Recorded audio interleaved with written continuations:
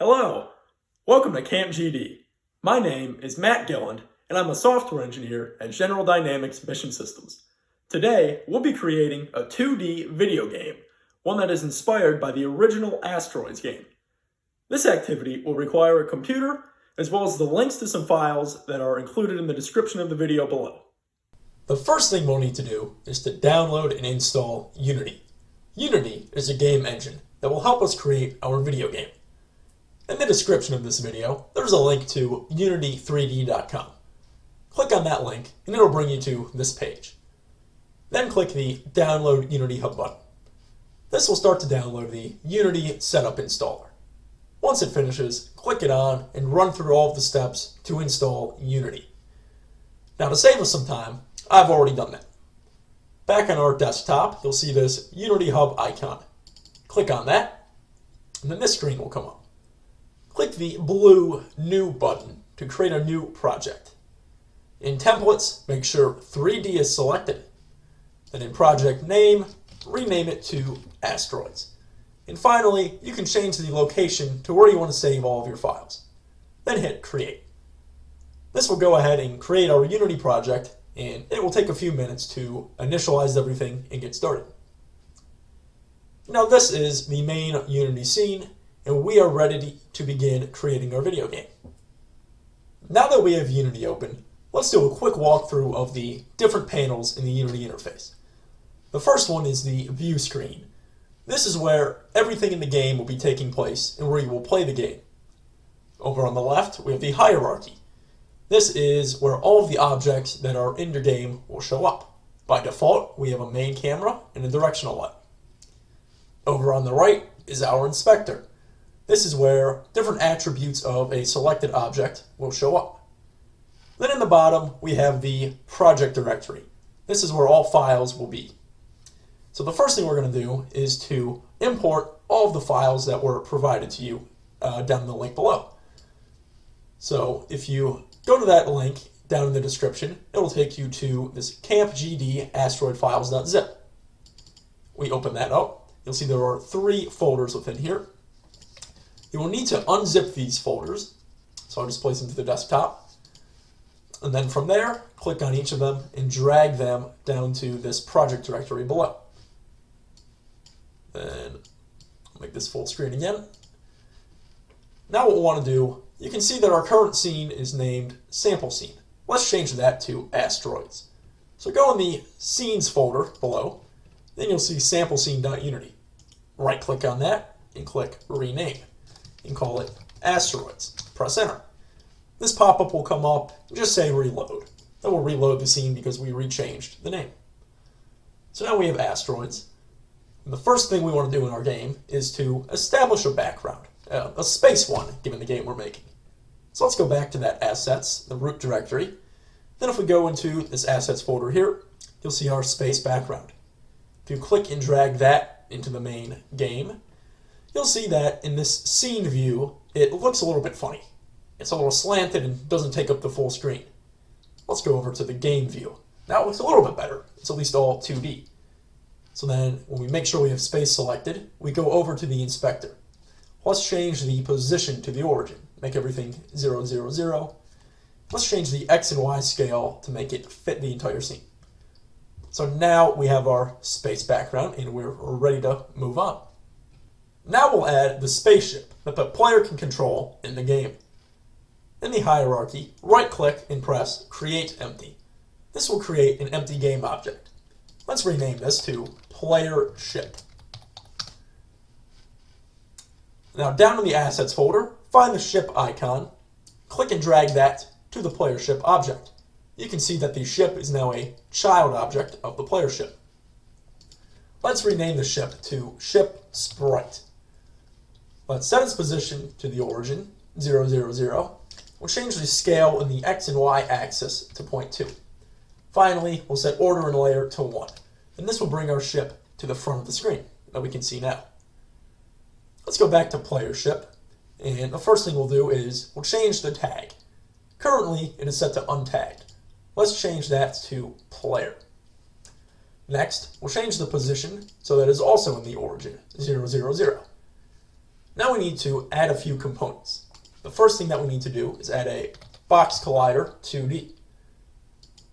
This is what will allow the ship to collide with other objects, such as asteroids, or the end of the screen. If we go over to the scene view, we can see this box collider is a nice green box. If you hit Edit Collider, you can then click and drag the box to make it fit the outline of the ship. This is pretty good, so we'll leave it alone. Then we want to click Is Trigger. Make sure that is checked. Now we need to add another component, a rigid body. A box collider is no use without physics. This rigid body is what will give physics to our object. We want to change body type to kinematic. Finally, we want to go add some of our scripts to this object. If we go back to Assets, then over to Scripts, we want to add Ship Fire. So click the Ship Fire script and put it on our player ship. You can see that it appears here. Do the same thing with the Ship Movement script. Now, Ship Fire requires a projectile sprite, which is a type of game object. If we go back to the Assets root directory and then to Prefabs, you'll see we have this projectile prefab. A projectile prefab, a prefab is something that was already created ahead of time. It's an object that can be reused. So if we go back to player ship, then we click and drag this projectile over to our projectile sprite. Now let's see what we can do. If we hit the play game button, you can see that our ship starts to move around. If you press the forward arrow key, it will accelerate, backwards will slow it down, and the left and right will rotate. Spacebar will fire a projectile. Now we have our player's ship. Next, we'll create the asteroids for our player to destroy. In the hierarchy, right-click and press Create Empty. We'll rename this to Asteroids. Now in the project directory, go back to Assets, then to Scripts, and drag the Asteroid Controller script over to Asteroids. Confirm that it's there. The Asteroid Controller needs an Asteroid Prefab. Go back to Assets, go to Prefabs, and find the Asteroid Prefab. If we click on our Asteroids object, we'll then click and drag Asteroid over to the slot in the Asteroid Controller script. This will spawn our asteroids. We'll randomly create between 2 to 7 asteroids every 30 seconds or so. The next thing we're going to do is add some of our game management. So right-click, hit Create Empty. We'll call this Game Management. Now right-click on Game Management and create another empty object. We'll call this Game Status. And one more empty object under Game Management. We'll call this Scoreboard. Now, in the project directory, go back to Assets, and then go to Scripts. Drag the Pause script over to Game Management. This will allow us to pause the game by pressing the Escape key. Take the Game Status script and drag it over to Game Status. This will tell us if the game is ended, and if it should continue spawning asteroids or not. Finally, take the Score script, drag it over to Scoreboard. This will track how many asteroids the player has destroyed. Finally, we'll add some text to the screen to keep track of the player's score. Right-click in the hierarchy and create an empty object. We'll rename this to User Interface. Within User Interface, right-click on it, go down to UI, and go down to Canvas. You'll notice that it also created an event system, and that's okay. On Canvas, right-click, again go down to UI, and go to Text. We'll rename this text object Game Over Text. What this will be, we'll change this text to show the words Game Over when the player has died. So this new text is the default text. We want to change that to show Game Over. We'll increase the font size to 50, and we'll change the color from this black to a white, which you can get all the way in the left corner with this little circle. Finally, we need to change the position of our text. Change the X to about 250, roughly the middle of the screen. Finally, we need to change the size of the text box itself.